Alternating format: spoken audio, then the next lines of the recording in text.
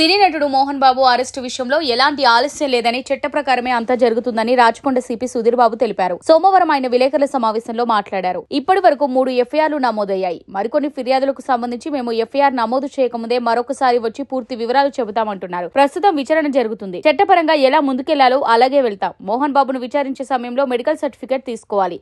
ఇప్పటికే మేము నోటీసులు ఇచ్చాం.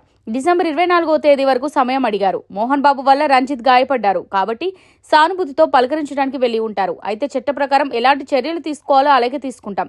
మరోవైపు కోర్టు కూడా ఆయనకు సమయం ఇచ్చింది.